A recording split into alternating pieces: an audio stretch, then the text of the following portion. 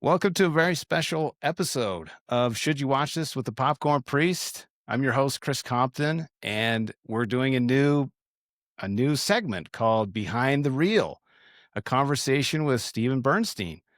I want to extend a very warm welcome to Steven. Did I pronounce your name correctly? Yeah, you got it all right. Absolutely. Nice to be here. I'm notorious for thinking that I can pronounce things correctly. Before I give your full introduction, I wanted to read one of my favorite excerpts from your recent book, GRQ, that literally made me laugh out loud. So, this is the excerpt. Marlon also chose the Polo Lounge at the Beverly Hills Hotel to make him seem like a high flyer or someone comfortable with the high flying lifestyle.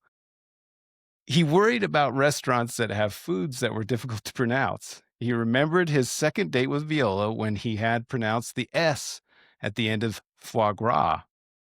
Later in a movie, he heard Jean Pierre Loud, who is French, pronounce it correctly. He kicked himself. You don't say the S. A lot of people wouldn't be bothered by something like this, but Marlon was not one of those people that wasn't bothered by something like this. He was bothered by this. I just love that. I make mistakes so many times on the show pronouncing actors' names, and so I'm glad I got yours right. Same here. And that's what I was writing about. The best writing is writing from your own experience. There's a thing, in film writing, screenwriting, I've done a lot of that, that you're always thinking at the beginning of a movie, how do you connect an audience to the story that you're going to tell? And a lot of writers think it's about the story, but the story is just a mechanism for what really matters to audience, which is an empathic bridge to character. And if you want to know how to connect to character or how to connect to people, it's not through core competencies, but from weaknesses and vulnerabilities. We love our children not because when they're 2 or 3, they're competent at pronouncing all the words they're meant to pronounce, but because they mispronounce it. We love our pets not because of their intellect, but because of their peculiarity and their misunderstanding of things, their lack of competency and their charm. That's our humanity. That's where we see the grace of the divine in our imperfection. And that's what I draw on because I'm a very imperfect person that has spent a lifetime embarrassing myself. So I thought, I'll write about those human aspects. And every screenplay begins with human characters. Wherever I take them later, first I show their vulnerabilities and weaknesses. It's a great story. And I'm getting you off course very early, but a friend of mine, No, John Favreau, who directed Iron Man, among a great many other films, and I did some of John's very early stuff in Hollywood, a great human being. And when John was doing Iron Man, that first scene with Robert Downey, a lot of that was improvised. And what do we see here from the guy who was Iron Man, Tony Stark? Do we see someone who's articulate and centered and grounded and powerful?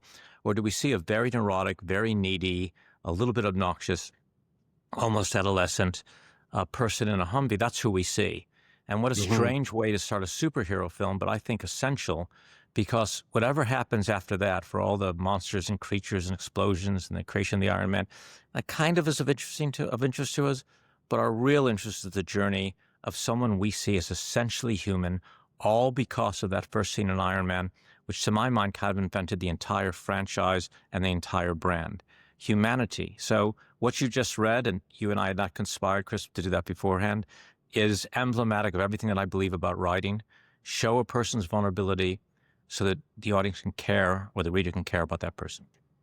I mean, brilliant intro, Steve. I didn't give you your warm welcome, which is I wanted to welcome cinematographer of the Oscar-winning movie Monster, starring Charlize Theron, among 63 other films and TV shows, including some of the highest-grossing studio features of their type. A screenwriter, as you can attest, which we just talked about right now, a director of the award-winning Decoding Annie Parker, and newly published author of GRQ, a satirical novella about cryptocurrency and family crisis, which I hope we get a little bit into at the end of this show. But I just really am excited to get to ask you about your career. And like I said, delve into your new book, which has been made into a feature film, also directed by Steve. So let's just jump right in. So, my first question is your journey started in philosophy and then evolved through the BBC into cinematography. And I'm sure it's been asked to you many times, but was it those initial assignments that revealed how visual storytelling resonated with you, or how did it come about? It's more peculiar than that, because I read philosophy, particularly language philosophy, which is semiology and structuralism. My study was about how language shapes ideas. A lot of people think language is used to describe ideas. What this guy named Erickson wrote a book called The Prison House of Language. Jameson rather, and what he conjectures is that uh, the language or vocabulary that's available to us then shapes the idea. So we alter the world to perceive it through the language that we have available to us.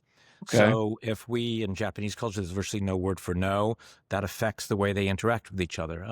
If we have a word for filmmaking, and we always say filmmaking is storytelling, by referring to ourselves as storytellers, we then think that all film has to be storytelling. It's the language shapes our ideas rather than our ideas shaping language. Is fascinating. That's what phenomenology, and that's what particularly semiology and structuralism is about. That was my study. Anyway, what's significant about that is I began looking at everything as a type of language. Every experience I have could be a spoken language, a written language, or with cinematography, a visual language.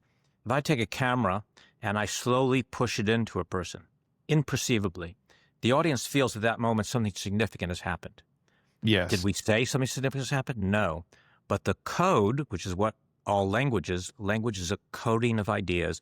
The code of a push-in is to say, this is important. If I was to put a camera on my shoulder and go handheld, bounce around and move, it says to it on something visceral and exciting is happening, something dangerous. Again, we're encoding using the camera. If I was to backlight exclusively without fill light, and it was very shadowy, like, say, Marlon Brando in Apocalypse Now, we sense a sense of mystery and profundity. All that is encoded with the language of film. But that's not where I started. When I went to the BBC, they wanted to train me as a writer and director. So my first training was a very formal training in writing. Okay. Then what happened in England in the 80s, and that's how tragically old I am, was somebody I had the love the idea. '80s, by the way, so don't Thing, don't good talk thing. bad about the '80s. I could tell you a lot about the music videos from them because somebody had the idea that these bands, these artists who wanted to get to see what was called A&R men then, and there were fewer A&R men than there were potential bands in the UK. So a guy named John Roseman, now unknown, a bit of a wild man, had this idea that he would take bands in a studio in Soho, central London, put them against a sheet and film the band on, put it on 3/4-inch videotape, which is an old form of videotape, and then give it to the record company. So the record company A&M could look at all these bands, like 10 bands in an hour, rather than having to travel to venues all over Oh, London wow. and the south of England. So, and it was successful. And then some of the bands said, well, there's more to us than just playing in front of a sheet.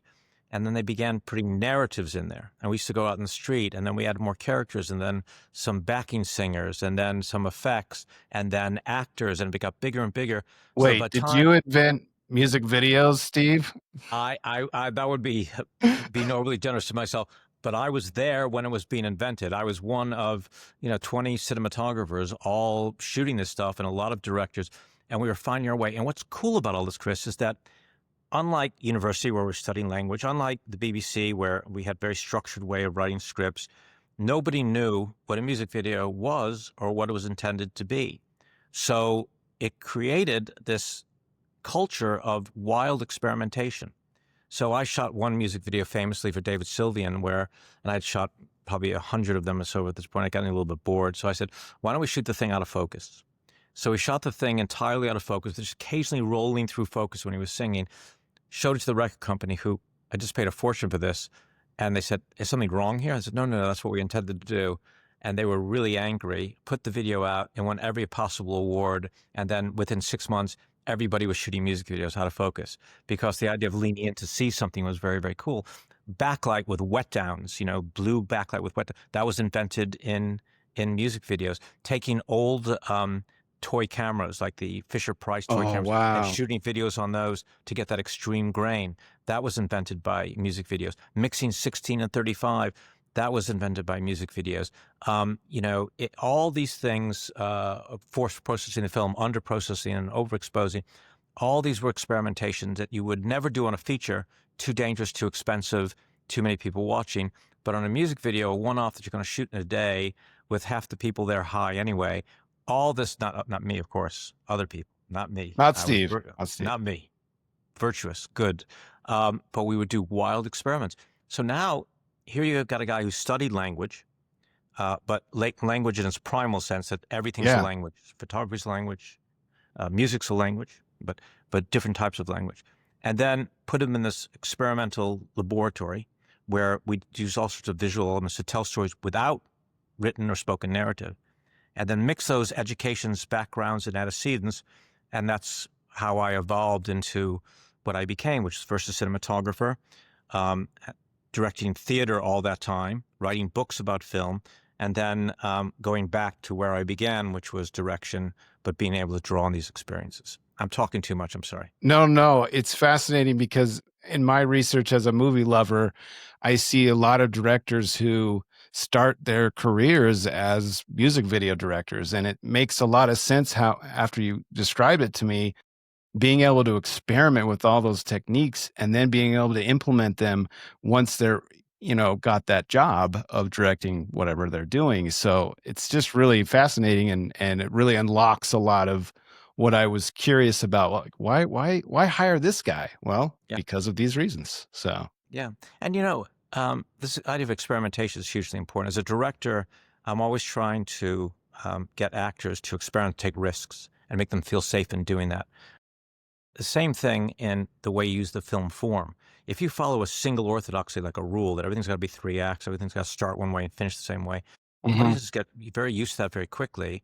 And now it's gotten to the point where when they do tests and they show an audience 10 minutes of a movie, the audience knows how the film's going to end after 10 minutes because everything is the same structure.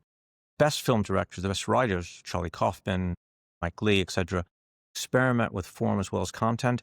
And that's, I think, significant because as a cinematographer, I realize I can tell stories with the camera as well as with the written word. And it's through the experimentation, juxtaposition, and really taking risks with those forms that I have evolved my type of cinema.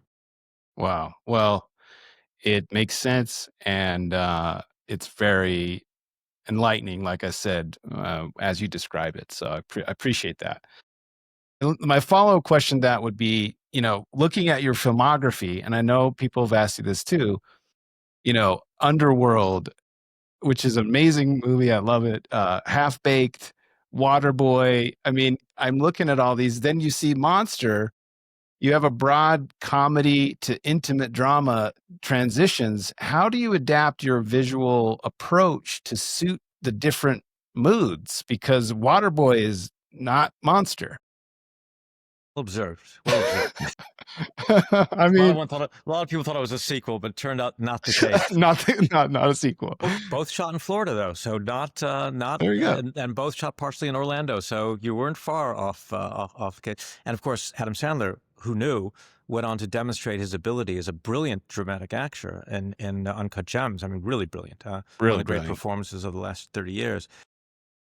Look, when I came to Hollywood from England, although I was born in the States, I came back, and after the phenomena of Like Water for Chocolate, which is an early film that I shot, Yes. I got the call and went to Hollywood, and I just thought that it worked like it did in Britain. You just did jobs. You were a working cinematographer, and whatever you did, you did. A lot of money involved in Hollywood, and they didn't want to take a risk with people who hadn't done the exact same thing before that they were about to do, which is to say, if they were going to shoot a comedy, they wanted someone who shot a comedy. If they're going to do a drama, they want someone to shoot a drama. And you don't realize that you become ghettoized very, very quickly into a particular type of craft. So early on, I met Ernest Dickerson, who as a cinematographer had admired my work as a cinematographer, commercials he saw buying, music videos like Water for Chocolate, and said, hey, would I shoot Bulletproof?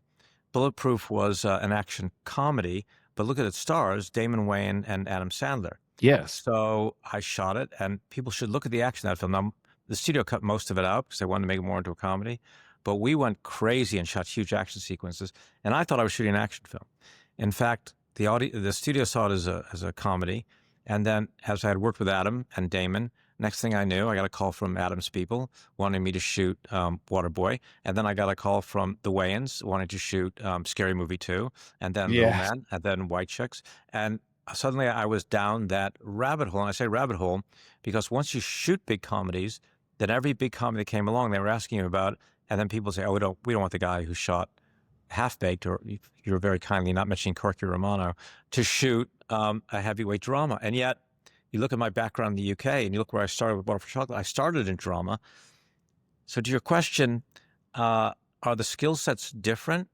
Not really. You have a ambition, either make people laugh, frighten them, scare them, make them fulfilled, make them fall in love with your characters. And you want to do that through the script, but you also want to do it viscerally by how you use the camera. So, how do you light a comedy? Probably high key. Do you move the camera as much? No. Comedy works better in a two shot because audiences need a cue as to how they should react. If someone tells a joke and they see a person laughing on screen, 70% of the time the audience is more inclined to laugh. They've been told it's okay to laugh. So Hmm. you keep that in mind for comedy. Drama, drama is based on the mystery of the discovery of character. So if you want to do mystery, you underlight, you drop people into shadow. It's all language. It's visual language. So if you ask me to speak visual language and tell a joke, or visual language about a tragedy, I'm still using language. I'm Yes. just describing different things. So once you master the visual language of cinematography, you apply it to different types of movies, and it's a natural thing for you to organically do. Well, that leads me to my next question, which is you took a bold leap from all those working man jobs that you just described, which, by the way, all those movies, I don't care what anyone says, they're awesome. Thank We you. need, actually, I would love more comedies in the box office right now, and we just don't have them. And it's sad that we can't have those. But anyway, that's another story. But so I you, don't know. you, What you said, I think, is super important. 'Cause people tease me about White Chicks all the time, and it got low score on Rotten Tomatoes or whatever. I got to say, as proud as I am of the films I did with Noah Baumbach and Water Chocolate and Monster and all the dramas and Blade and Magic City, all stuff that I'm very very proud of. Separate from my pride, I delight in the fact that White Chicks brings joy to so many yes. people. And what's wrong with making people's lives better by bringing joy to them? And I don't get our over seriousness. I understand we all have big existential issues to resolve, and why are we here? What's our purpose? That's important stuff. I mean, Viktor Frankl's book on man's search for meaning is one of the most important books there is, and we are all searching for meaning. I get that. But while we're searching for meaning, wouldn't it be nice if we could take some joy in each moment of our lives? And for that, we have to look to comedies. So I think there's a nobility to it, and I'm proud of it, and I'm happy to say that I shot White Chicks. I am glad you did too. And to be honest, I wish there were a category in the Oscars for best comedic performance because I feel like comedy is much harder to pull off than drama, in my opinion. So, Terry Crews in that movie, unknown before that, and was supposed to be a minor role. And when he did that dance spontaneously, when he was taking the roofies, we were unprepared and surprised. We turned all the cameras to point at him, and it was a revelation. And he became a very, very big star, rightfully. Again, one of Hollywood's most decent people. man, I love Terry Crews and I love hearing that story. It's brilliant. Well, I wanted to go back to your your bold move to go from cinematography to which was a sustainable, you talked about a sustainable career path. Why did you choose to go to directing? And because for me, I think we all have a hard time staying focused on our goals and aspirations. And what kept you focused on your vision during that time when you made that transition? For me, Chris, it's always about creative expression. I think the creative part of ourselves is a sacred one. I think there's a secret part of our consciousness or our spiritual nature that we are unaware of. And it requires an intense concentration of mind to take the journey to self discovery. And it's not an easy thing to do. But each time I sit down to write, and I write every single day, I I always want to start. ask you about that, by the way. So put a Okay. pin on that one. I find it meditative and I find it insightful because I free write. I don't have a plan when I write. Even when I'm writing books or screenplays, I never have a plan. I let, if you will, the spirit or my nature or my creative impulse take me where I might. And then, oddly, exactly, I discover things about myself, about my nature, and the nature of the world that I did not know existed. It's as if we're naturally inhibited from the very important practice of discovering the metaphysical world, which is there and manifest, but we don't spend the time looking for it. And we can only look for it if we free up our creative impulse of any any obstacle, any impediment. And to do that, we have to free ourselves of the demands of form, of orthodoxy, of structure, of the requirement or the approval of others, all those things. It's as if we lock ourselves in a room and say, speak to yourself for an hour.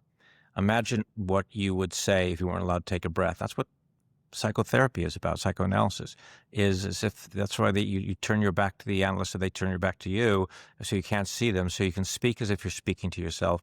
And that's what writing is for me. So, and I'm not particularly smart or articulate, Yeah, except you are. except when I'm required to speak, if that makes sense. In other words, when I try to formulate things in my head, they don't become clear. Put me in a room without any preparation. I've given hundreds of speeches all around the world. I never prepare. But the minute I start speaking, suddenly it acquires a form and a shape, and then I begin to understand the world. That's why creative process is important to me, because it's the discovery of hidden patterns. Joan Didion, one of my heroes, the novelist, said, she writes to discover what she thinks. And Hmm. that's so elegant and so central to my own experience. So I love cinematography. I love the enigmatic quality of a photographic image.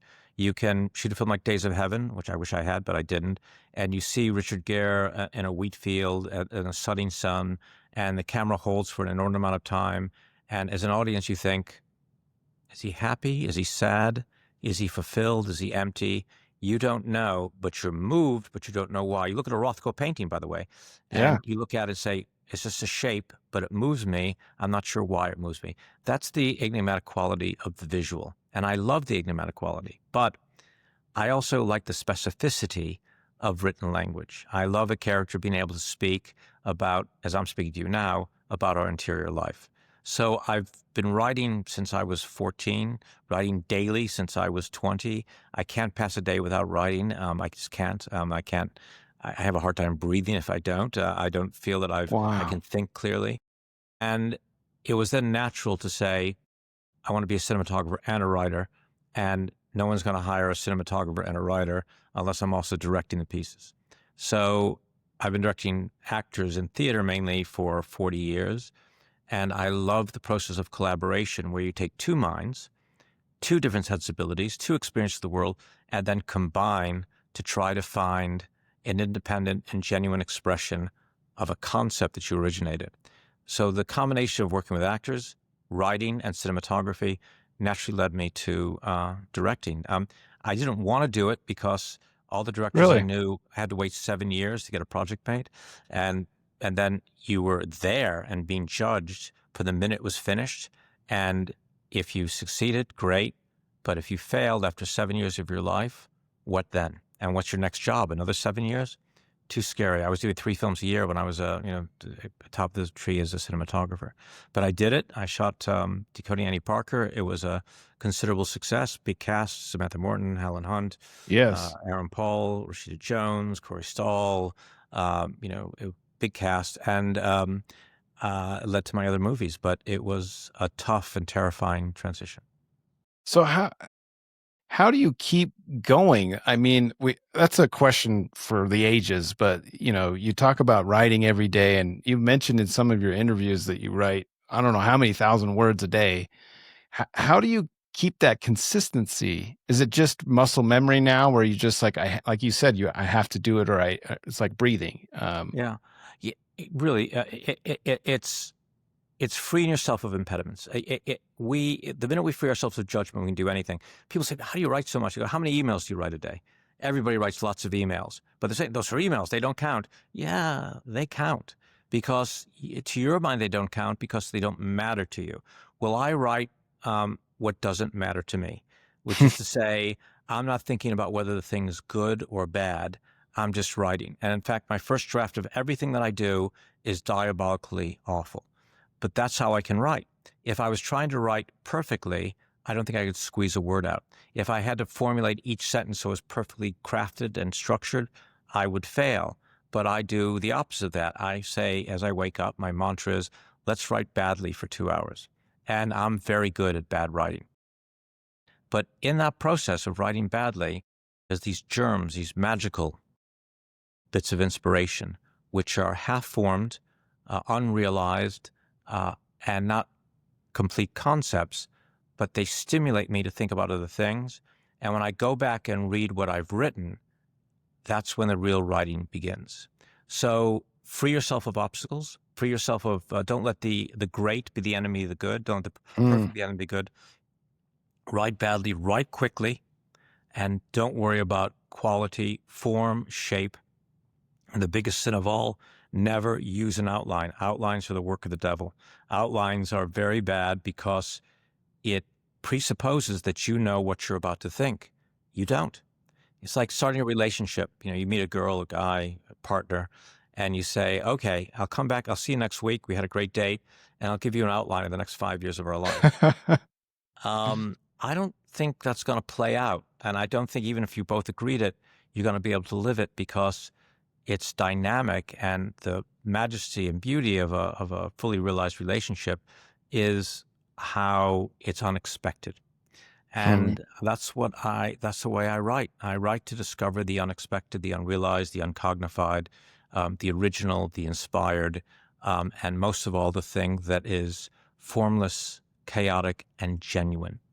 And once I do that, I can then examine it, take away all the dross and the superfluous material, drill down to only what is essential in those ideas, and again, discover something I never would have thought if I had written an outline first. I mean, there's like 10 quotes in there, Steve, that we could pull out. They're just so inspiring, and but I appreciate you going through that because it's really helpful to any creator. I mean, I'm a podcaster, I content creator. I'm also a graphic designer, and I do branding and all this, writing boring copy for marketing purposes. But like, it really is inspiring to know that all have to keep going, and I love how you put it. So thank you. With that though, you're now writing, directing, producing. How do your experiences behind the camera inform your writing decisions? It's a great thing because I have the privilege of working with Jon Favreau, with Patty Jenkins, with Tony Kaye, with I go on, and probably 30 really top A-list, there's Oscar-winning directors, but as a cinematographer. And as a cinematographer, you sit in a place generally called Video Village, and right next to the director, and you're watching them make every decision, good and bad, that they're going to make, and you get to Okay. see the results through the lens. And if you don't think that's the best education you can have, it is. You get to see actors relating to good directors and bad directors. You get to see the other department heads relating to each other, and it becomes a constant and endless study of like going to film school for 40 years or 30 years and watching all the things that succeeded and all the things that failed, and say, this is what I might do or might not do when I do my own film project. So in that sense, it informs me. The second thing is, and the thing a lot of people miss, particularly as writers, is that when you're writing a script, or a book for that matter, you feel an obligation to describe everything because the audience relies on that description. Without it, the idea doesn't exist. In film, you can express an idea without the character speaking and Yes. without a narrator speaking. I mentioned before the image for Bashir in Days of Heaven. There's thousands of others like that where you create a visceral reaction in the audience entirely with an image, or maybe some music, or maybe the editing rhythm and style. Or the lighting Things, that you mentioned or the previously. light. Yeah. Absolutely right. Think of film like Wait Until Dark with Audrey Hepburn, Man, what a where she plays beautiful movie. a blind woman. The moment where the villain um, is trying to get the drop on her, and she turns off all the lights and has a iron frying pan. And they shot it anamorphic, so it's widescreen, and Audrey Hepburn's on one side of the screen, and uh, the music is gradually building up to something, and she swings around and she whacks the guy on the head with the iron pan. And he drops down, and you think, okay, issue resolved.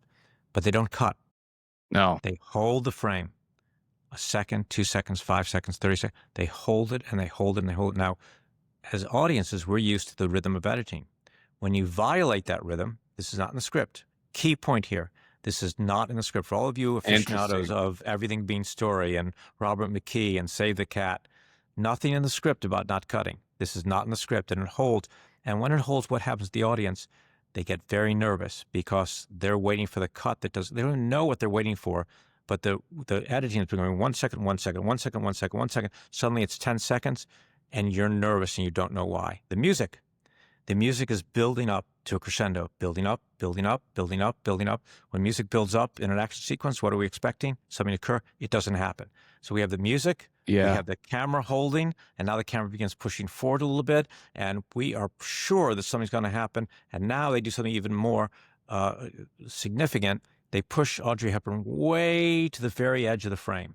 So her face Yes. is right on the edge and looking away from this area over here, what we call the area of potential action. So she's looking away from where something might occur. She's looking away, and that makes us, you do an asymmetrical composition in a movie, you make the audience nervous. The audience is nervous for the composition, for the camera that holds for so long without the cut, the music building up, and it goes on and on and on, and you know what? Nothing happens. At which point, the audience relaxes, the camera begins to center, the music drops down, and I've been in a cinema when this happens, and now the guy jumps out at Yeah. Audrey Hepburn, and the entire cinema jumps out of their seats. The reason I love that sequence, it is as emblematic of every key idea in our understanding of the fundamental principles of filmmaking, which are not based or predicated wholly on writing, but on also those visceral elements like editing, music, and the work of the camera to create, elicit a reaction in an audience, which is our purpose. Because by eliciting a reaction in the audience, we can alter that audience's reaction or understanding or the way they mediate the world. A brilliant bit of filmmaking and a great examination of why being a cinematographer first so facilitates me as a director. I mean, you make me wanna go watch Wait Until Dark right now. I watched that when I was probably, 8 or 9 with my mom, and it was, awesome. What an amazing film, and you described it perfectly, and, uh, that's it just gives me chills to think about some of those older films that people don't talk about as much anymore, so Yeah, and I haven't looked at it in a long time, so probably that sequence probably doesn't exist and only in my imagination. But the point's still good, even if I'm wrong about the movie. no, I think it exists. You're right, Steve, but, thank you. Well, I'm excited to kind of switch gears. Our last kind of section of the show is GRQ, Get Rich Quick. The most recent novella, which won the Literary Titan Gold Book Award and has been adapted into a film starring Greg German, Mina Suvari, and Tom Yep. Walker. Yep. So this is a two-part question, but before I wanted to mention when I started reading GRQ, I didn't know what to expect. I knew it was a shorter novella, but right away I got the vibe that I was reading a Coen Brothers esque script, and it really the way you tell a story with the narration really made for an engaging read almost I didn't understand why it was being so engaging to me, but that narrative style really brought me in. What inspired the theme of so this is a two-part question. What inspired the theme of cryptocurrency and family crisis with humor? And then how did you land on the stream of consciousness narrative style writing? What talk to me about that. Let me start with the second part first, if I could. Stream of Okay. consciousness for me, because I write every day, like I said, and now I almost always dictate rather than write. because those impediments I talked about to free expression, one of them is using a computer. So the fact that I have to type or spell correctly or plug it into a program, I've eliminated. So now I've got a digital recorder. I record everything that comes out of my mind through my mouth, and then that's transcribed. And I look at the transcription and I edit it. So stream of consciousness is natural first. The second thing is there's a famous art experiment where there's a picture of what can be either what is it, a bunny or a cat, I think. And each time you look at it, you see either the bunny or the cat. It's Okay. different. The art hasn't changed, but our perception of it has. So I am fascinated by the moral ambiguity of perception, because when you work in the film world, you meet lots of people who are moral, people who are immoral, people who are moral who think they're immoral, and people who are immoral who think they're moral. Okay. And everybody is a little bit confused about what is right or wrong. And then as you look at art and doing art together, everyone's a little bit confused about what is good and bad because each person's perception is different.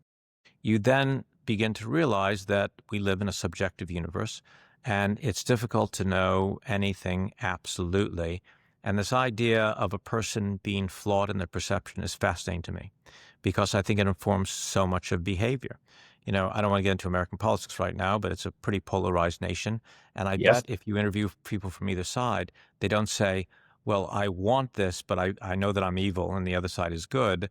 They think that, no, I'm doing what's good and the other side is evil. So you could watch One American News and they may say awful things about Democrats. You could watch MSNBC and they'll say awful things about Republicans.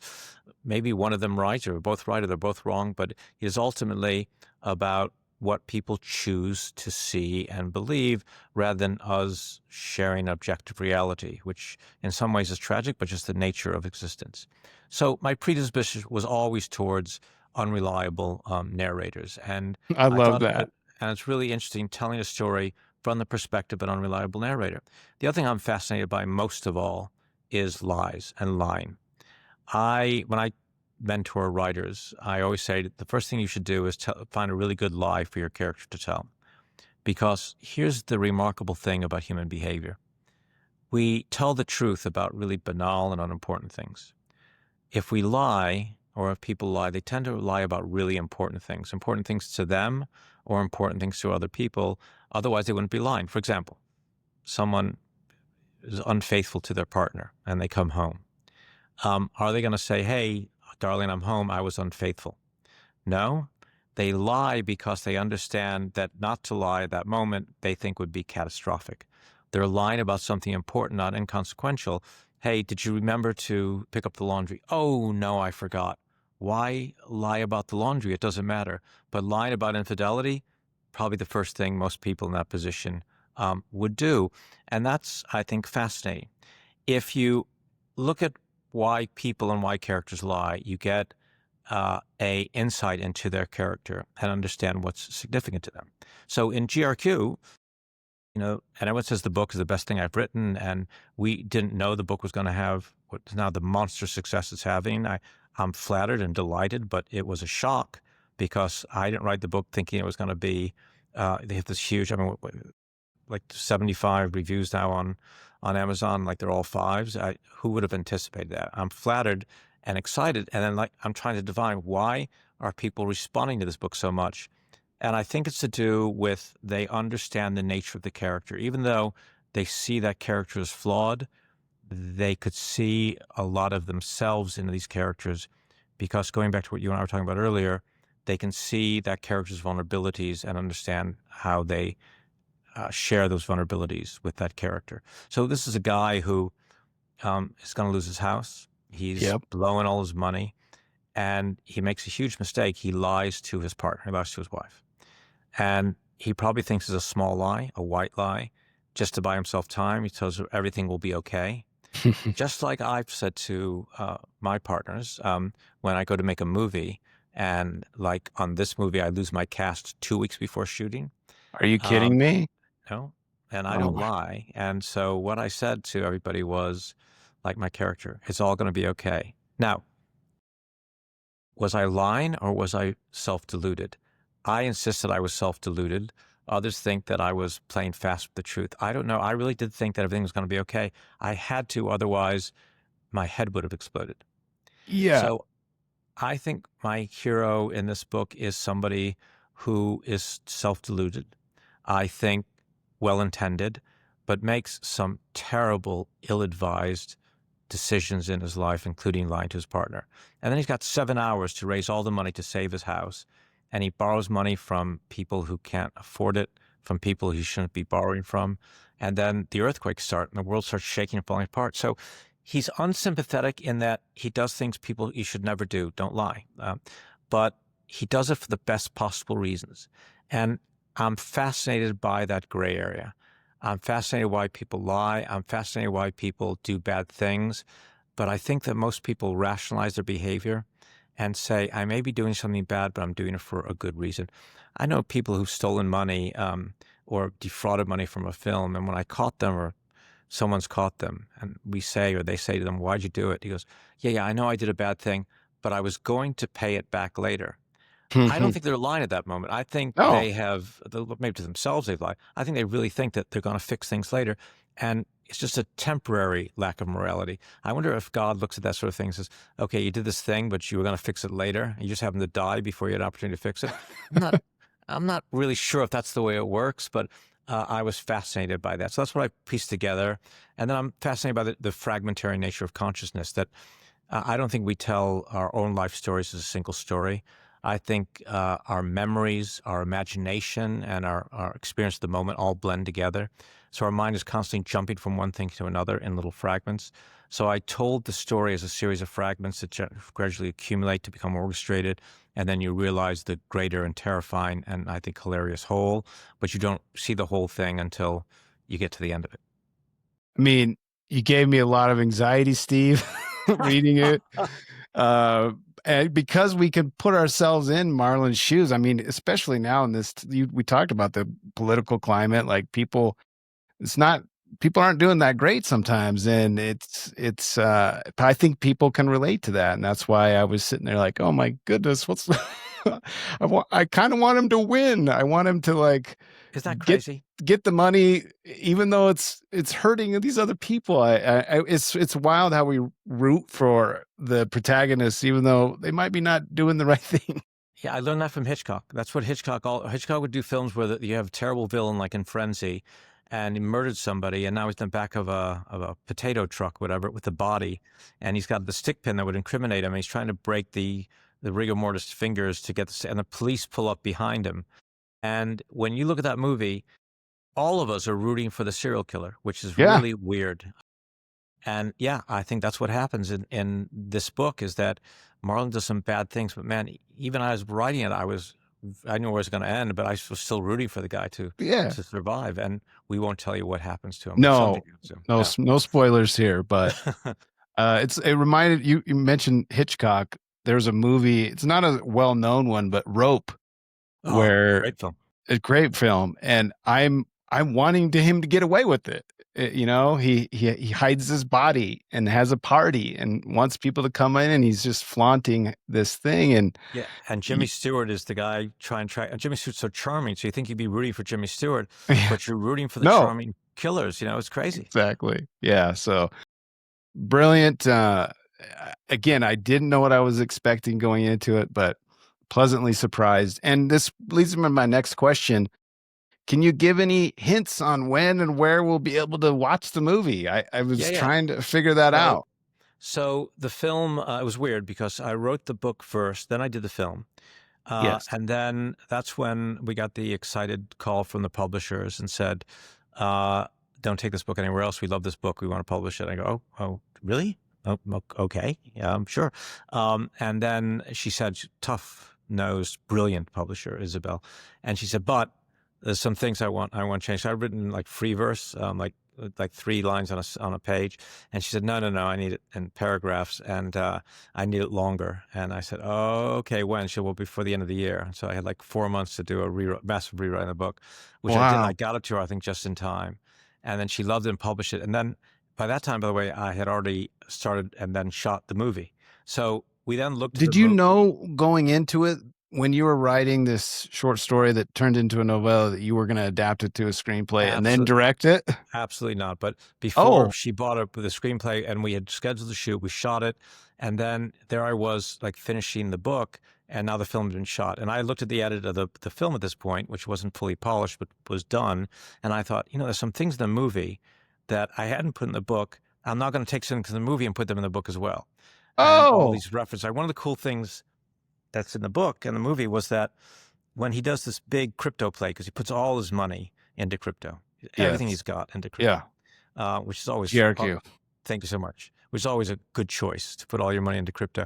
Um, when I was researching this, I spoke to 2 or 3 of the biggest players in crypto, and they all said different things. The only thing they said to me that was consistent was I said, what makes crypto go up and down? And the first one, who's like a billionaire, said, I don't know. And the second one said nothing. And the third one said, I don't know, some mysterious things that none of us will ever have access to. Nobody said there's a science to crypto, and these are some of the biggest players in crypto. So that scared me because at that That's point I think, very scary. yeah, and I put some money into crypto as well and thought I was a genius when it went up, and then discovered that I wasn't a genius when it didn't go up, it went down. So I took things from the film. One of the things was in the film was that there was this, the reason he's bought crypto is he's heard a rumor from an investment counselor that a guy named Steven Bernstein, which is my name, is making a movie. And the name of the movie is going to be Awesome, by the way. Brilliant. GRQ, Get Rich Quick. And what's the movie about? The movie's about a guy who invests all his money in cryptocurrency. And then Steven Bernstein appears on a talk show and is interviewed.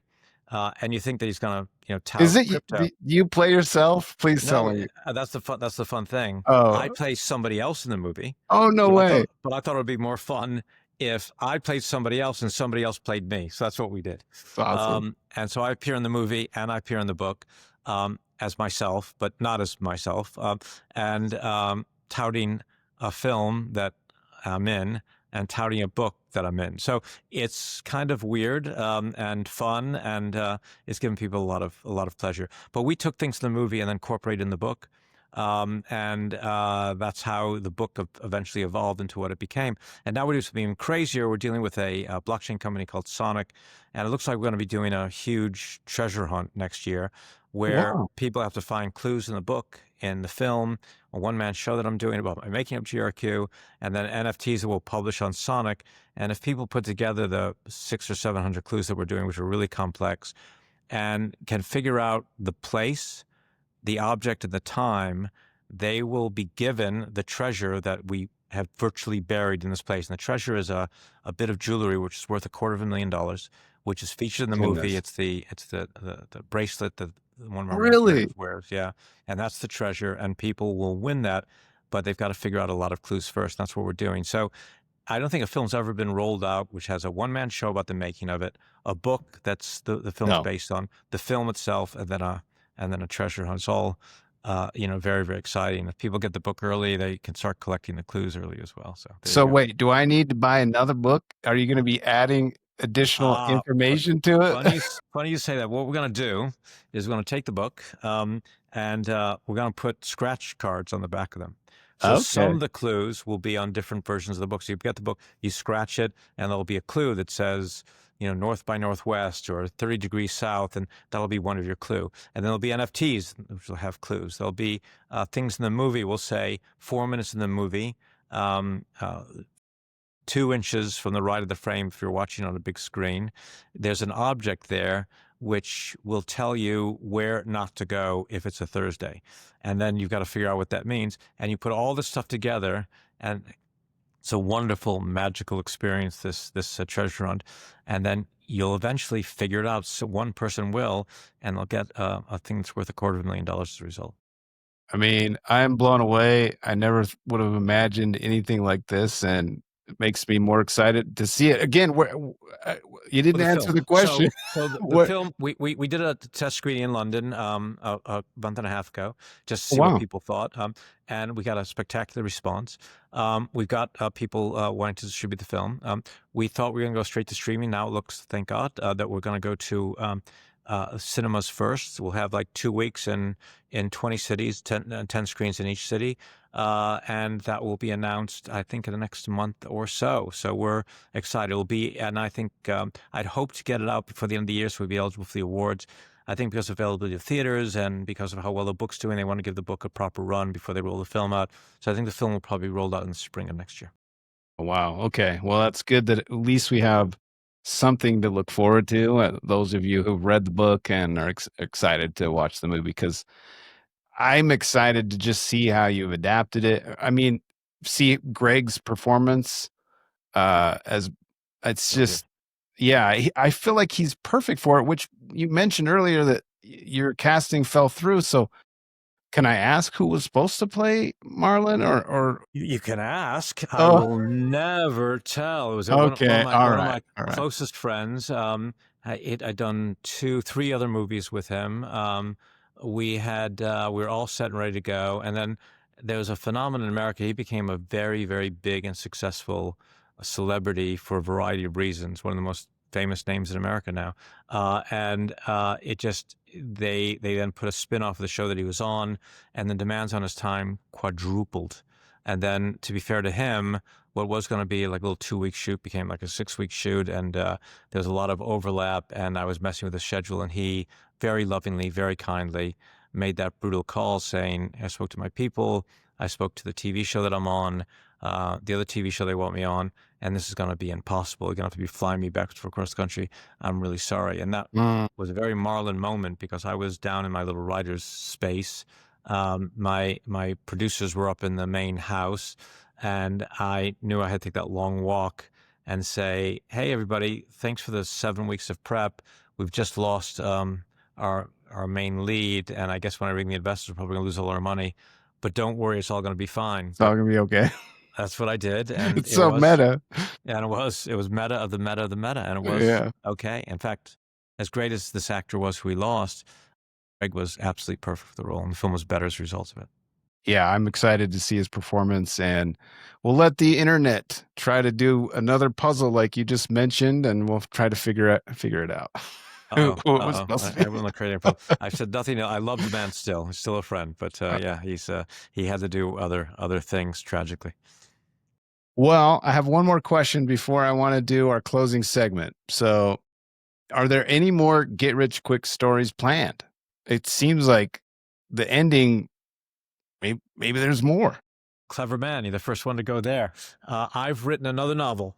It's called AI Bergerac, and Okay. it's about a studio where the writer dies. So we'll explain why, and Oh, you're the they writer. that's right. I'm the writer, and well, in this one, I'm not the writer. It's another imagined writer, Okay. but this will become clear because I am the writer. But that will be explained. And there's a young technician at the studio who keeps saying, "Oh man, AI is fantastic. I can write like anybody." And the studio, when this writer dies, doesn't want to announce to the public the writer's dead because he's got a huge following. It's like guy who wrote Game of Thrones or someone like that. So they want to pretend that he's still alive. So they decide to try to get AI to write in the style of this guy and see if they can get away with it. And what's actually happening is the young technician is not using AI. He's actually quite a gifted writer. And he's writing the material. But he's turning in the studio, thinks it's AI, and go, "Why AI has gotten so much better than it used to be. It doesn't have all that fake. This is really good writing, but it's him writing it." And then it gets so successful, they decide that they better get the writer, who's always been a recluse, no one knows what he looks like, come on television.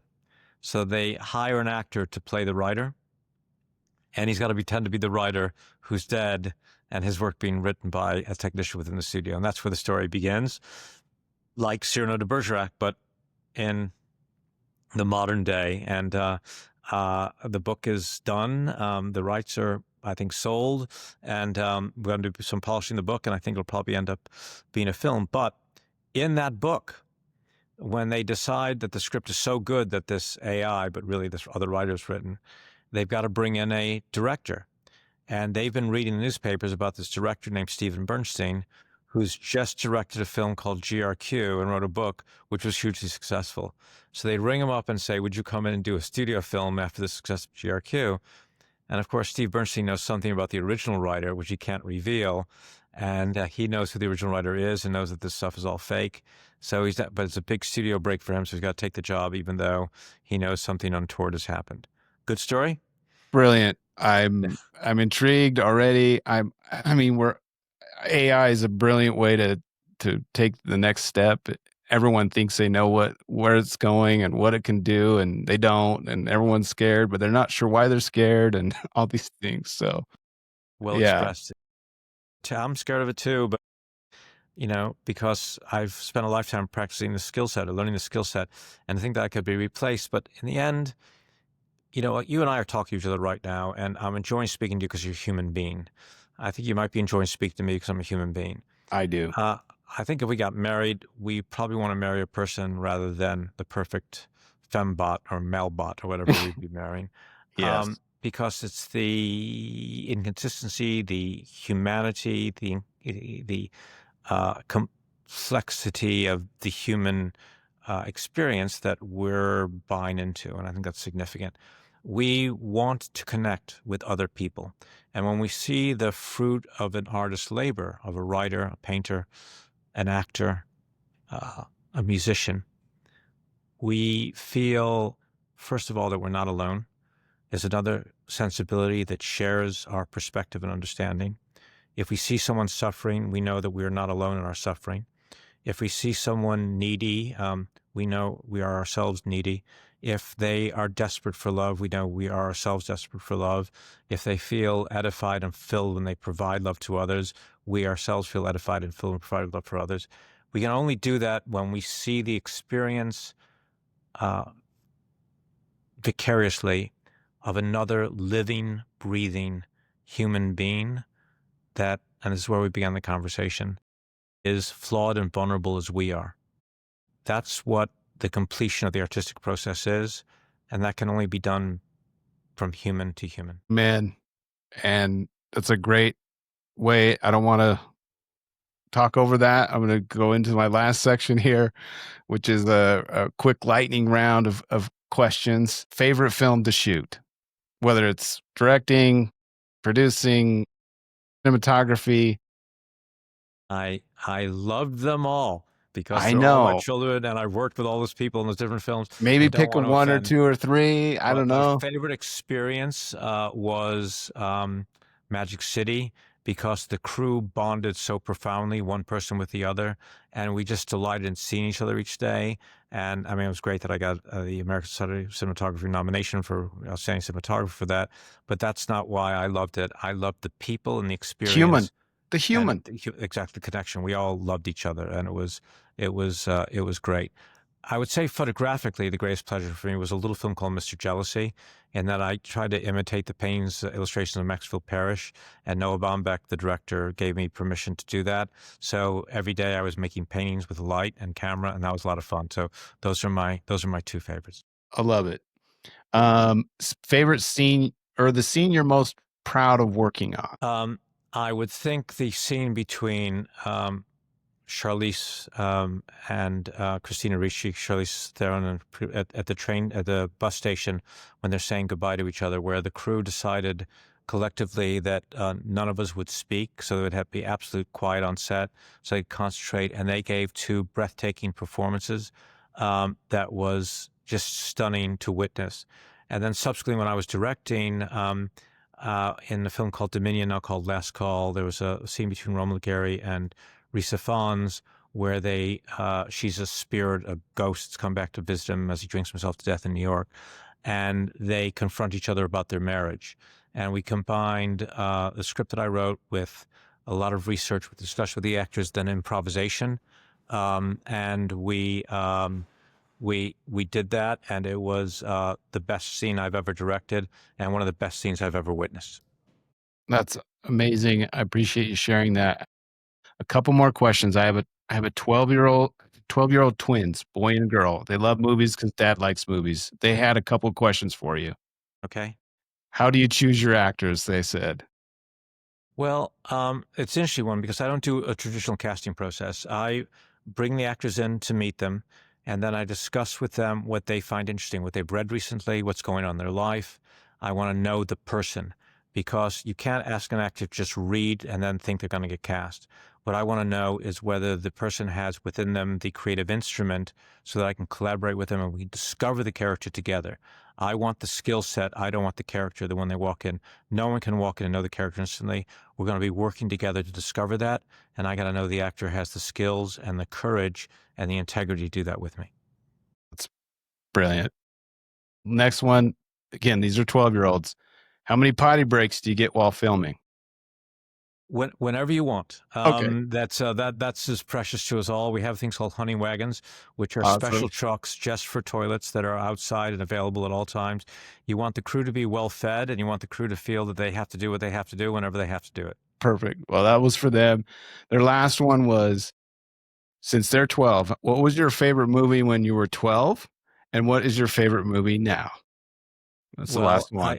I make movies, so I've got hundreds of favorite movies. It's really hard for me to say because, look, I got a guilty pleasure in Love Actually. I think it's charming, and I want the world to be the way the film portrays it. I don't think the world is that way, but I wish it was. I love it. My favorite film of 12 was probably Lawrence of Arabia, and Yeah. remains to this day probably still my favorite film. It makes you fall in love with cinema, its scale, its beauty, its majesty, and its complexity. To this day, I'm still not sure who the T.E. Lawrence is portrayed by Peter O'Toole is, and that central mystery about the nature of the human condition is what drives all good films. And the photography on that from Freddie Young, the directing by David Lean is still some of the best I've ever seen. And you are swept up in the experience when the world is bigger than you are. It is to the magic of what cinema once was and can still be. And the 4K transfer of that movie is amazing. I'm a proponent of physical media. I always say it on my show, but go buy it and have it in your library. It's a Completely good agree, one. brother. Well, I have one last quote before we go, and it's from your book. This encapsulates what I think about movies. It really resonated with me, and I want to share it with my listeners so that they go get your book. Thank you. It is odd, our relationship with movies. We know they're based on the lives of humans like us, but they aren't us, but they are. People measure themselves against actors, but they feel they're themselves actors performing. Anyway, this is what Marlon felt. Now he had a performance coming up. He was going to play the part of the really nice guy with good moral foundation and a steady income, also tall, aged between 28 and 35. I just love it because we're all actors, and Yeah. we put different costumes on for different parts of our lives, and what an amazing quote, and I just loved it. Thank you so much. Thank you so much. Appreciate it. And Is there I is there enjoy any writing the book. Yeah. is there anything that you would like to share with the audience that I might have missed before we No, close? we covered a wide range. It was great interview, by the way. And I love Thank you. people to research before they speak to me, and you were all over it. So I think we've covered most of it. Look, the book is super important to me right now. I'm delighted that people are buying it. Maybe because the book is so much about my experience of the world, and because unlike film, that you collaborate with many people, this is just me. And I never anticipated the wild success the book is having right now. Just got another great review in Major Oregon. It's nominated for another award. It's giving me a creative satisfaction I never knew I was capable of. So, yeah, I just want people to buy the book and then tell me what they think of it and review it. And let's see if we can keep the phenomena going. That's the most important thing to me right now because I'm proud of it and Well, just very I, happy. I liked it. I loved it, and I like that it's different, and we need more different right now. We it's just go check it out, and and it's an easy read. It's short, so it's not like you're reading Dune the Messiah or anything. So it's No, and the chapters are super short, which is something I did because when I read books, I always like flip up the chapter. Well, this is really long. I'm not going to read this one. But none of the chapters are more like 2 pages, so it's the easiest book in the world to read. And I challenge anybody to read it, not to laugh out loud. If you get through the book without laughing out loud once, I then did. write to me. I'll send you a copy. So, but I think you're going to laugh out loud. I think. I Yeah. hope. And it makes you want to read more because you're like, oh, I can read another chapter. Yeah, There's only exactly. 2 pages. So, Exactly. well, the website, Steven's website is filmmakersandfans.com. He hosts a podcast as well, That's same the name. podcast. That's the podcast. Absolutely. Yeah. filmmakerandfans.com, Yeah. which you host with Vince Grimes, former head of creator at Google. Yeah. Your Instagram handle is Steven Bernstein, director, writer. Yeah. Book is GRQ. You can buy it on Amazon, Barnes & Noble, Nook, which is where I got it, Goodreads, movie. And then the movie, according to Steve, you heard it here, it's coming next spring, I hope. Absolutely. So, and Chris, have you reviewed it yet on Amazon, or have I not seen your I review need yet? to. I need to. I was waiting. I wanted to see. I wanted to get the details from the man Wow. himself. Oh, no, waffle on, man. I bought it though. I have it. So I'm gonna go to Amazon every day, waiting for your review, brother. So, okay. it's been a delightful interview. It's just so nice to speak to someone who loves film, who's informed, who's done their research. I appreciate it and grateful. And I know I talk a lot. I'm sorry, but you got me enthusiastic, an enthusiastic moment. So thank you.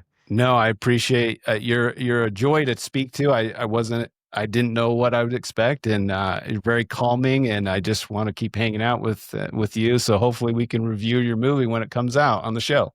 That's a promise. Okay. Well, I hope you've enjoyed the second interview in our Behind the Reel series. It's been an honor to sit down with filmmakers like Steven Bernstein and earlier Anthony D'Ambrosio to explore the art, the heart, and humanity behind their work. I'm really looking forward to sharing even more conversations like this in the future, so stay tuned for what's next. If you'd like to be featured on the show or know someone who'd make a great guest, you can reach out through the links in the show notes. I really appreciate it. And until next time, I'll see you behind the reel.